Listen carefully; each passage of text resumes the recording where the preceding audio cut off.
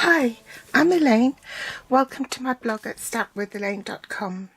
Today's project is a Thanksgiving card using the Hello Harvest bundle, which is from the Rustic Harvest suite on pages 48 to page 50 of the July to December 2022 mini. Let's gather our supplies. So obviously you need the Hello Harvest bundle, which is the stamp set and the dies. And from the dies, I'm going to be using this die, that one, and these curly whirly ones. These, I don't know what you call the top of the pumpkin, this bit here. And then obviously the leaf. These dies are gorgeous because they actually emboss the die cut. Where's my card? Can you see that? Texture on the die cut. Let's gather the other supplies I need.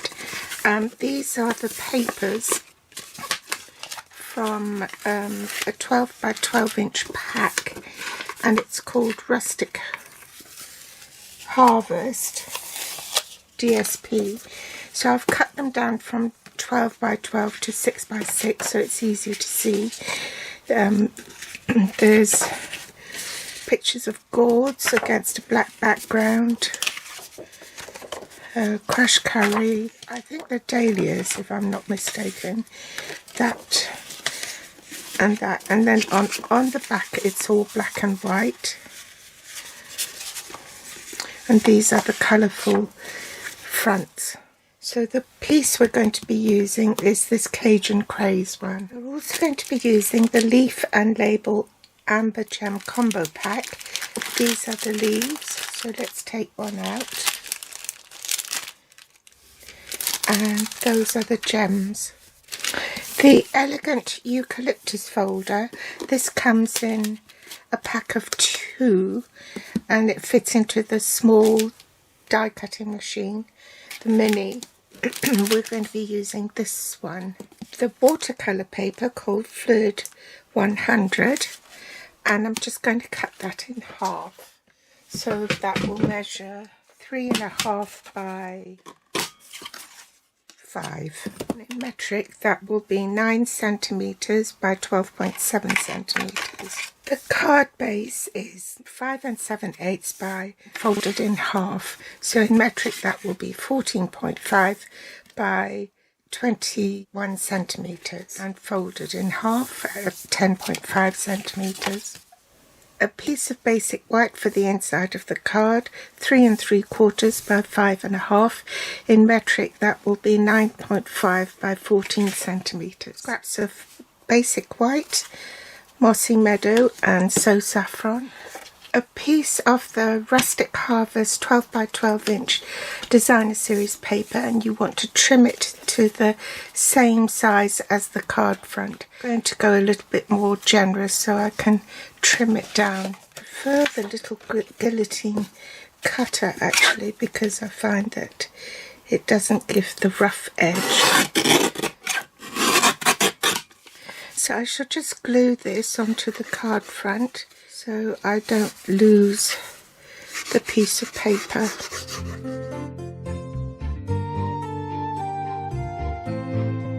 The other item you need is an acrylic block. This is size E. You need a water spritzer, well, 3 different colours. So you want a light, medium and dark. So my light is the So Saffron, Pumpkin Pie is the medium, and Cajun Craze is the dark. And in addition, I have Mossy Meadow for stamping the leaf. I also need a crushed curry Stampin' Write marker and So Saffron combos to add some detail on my pumpkin. Now, because you're working with a spritzer, you want to protect your work area, so you can either use a plastic container or a waterproof mat. I've created my own 3-sided waterproof cage, as it were. You start with the lightest colour first and ink up your block to say 1/4. You can start with taking the block to the ink pad, but for the second colour you need to take the ink pad to the block because you don't want to contaminate the lighter colour, and you want it so that you ink up the next portion. And then I'm going to wipe away the excess ink with a chamois so saffron is say 1/4 of the top, the pumpkin pie is the other 1/4, so that makes up half the block. And then I'll ink up the rest of the block with the darkest colour, steering clear of pumpkin pie. Now if you leave a gap it doesn't matter, because once you spritz it, it will all merge. You also want some kitchen towel handy to catch any drips. Where did I put my spritzer? Oh, here it is. So I'm just going to spritz that now. Make sure the nozzle is pointing away from you. And now I'm going to pop my watercolour paper on top. It's easier to do that because if you pick up the block, now that it's wet, it will start to drip, and you don't want to get that on your work surface. So pop the cardstock on top and just rub your hand over it. And while that's on your block, you can turn it over to see what's happening. You see how that merges? And you can peel it off and you're left with that lovely colour.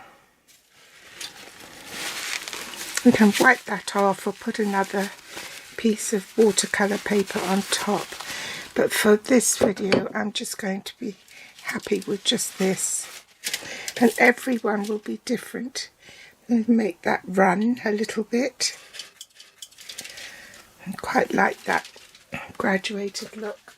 And then leave it to dry before you stamp on it. Each one will come out different. This one all sort of merged into one. So I've done it again. And I want that to drip back down.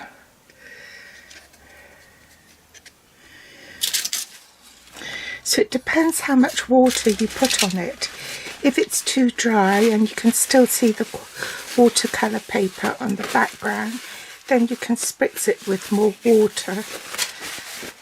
You can speed up the drying process with a heat tool, blot up the excess water, but I quite like this graduated look, motley look.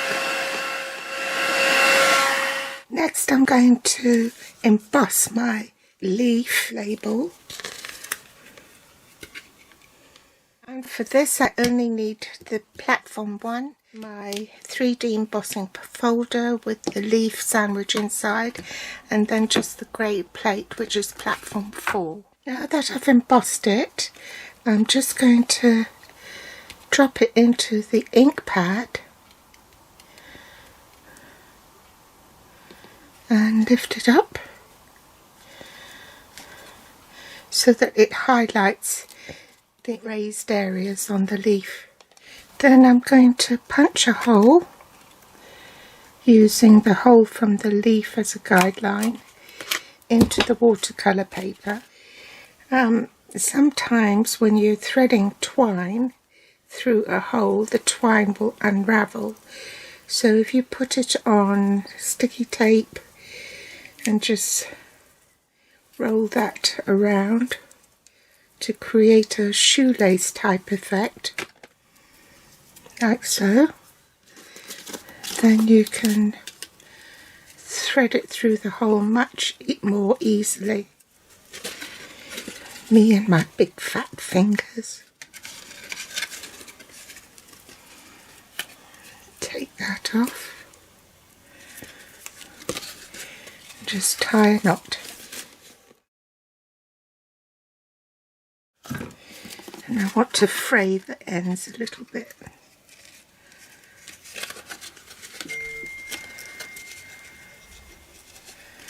Put tearing tape on the back and then remove it, the backing paper. Grab your card base and glue that onto the card front at an angle. I'm going to tackle the inside of the card. Just going to stamp the leaves in this configuration. So I'll stamp the Cajun Craze one first. Clean the stamp before I pick up the next colour. I'll stamp that in. Pumpkin Pie. Clean that as well. And lastly in Mossy Meadow. So next I'll glue this into the inside of the card. And it's best to glue it from the back of the insert rather than directly on the card itself, because you might accidentally put the glue in too far along the edges and then it will show. So that's the inside of the card done. We bring in our large piece of scrap and we want to stamp the label. And I'm going to stamp it along here. And we want one leaf in Cajun Craze, one in Mossy Meadow, and one in Pumpkin Pie.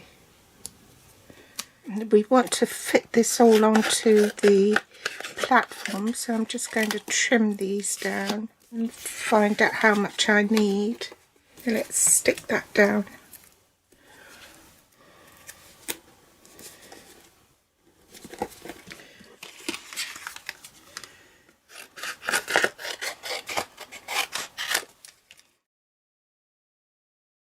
So prepare my sandwich.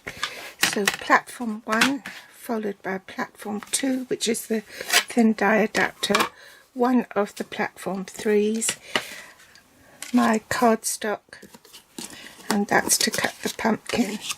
Pop the second platform 3 on top and I'm ready to run it through the machine. So there are my die cut pieces. I'm going to attach this top to the back of the pumpkin with a glue dot, several glue dots. I think that the narrower end is at the bottom and this is at the top, I think. Oh, did I forget to record? I think I did. So I've used the Stampin' Write marker in Crush Curry to draw some lines to add a bit of definition. I'm going to use the darker of the So Saffron to do a bit of shading on either side here. It doesn't have to be precise.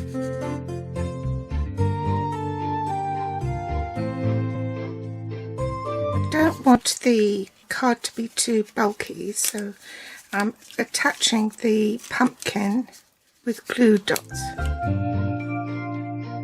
I'm also going to attach glue dots to the leaf and pop the leaf down first to sort of roughly gauge where the pumpkin's going to be. So say about there, and I need that one sticking out from the other side of the pumpkin, so I'll attach glue dots there as well. I'll attach ordinary dimensionals on the Cajun Craze leaf and stick that on top here.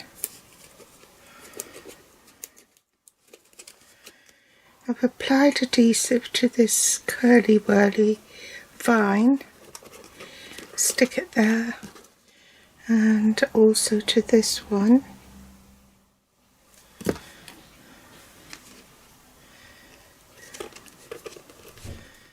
Then pop dimensionals on this.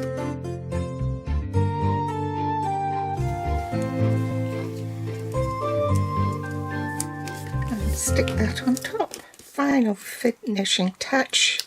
I'll take one of the large amber gems and stick it there.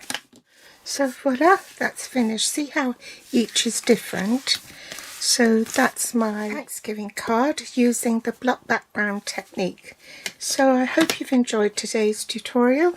Thanks for joining me, and as usual you'll find me on Facebook, Pinterest or Instagram. And if you'd like to read more, then hop over to my blog. Now if you haven't subscribed yet, then do subscribe so you don't miss future episodes. And if you like this project, I'd be very grateful if you gave me a thumbs up and shared. Thanks for watching. Bye.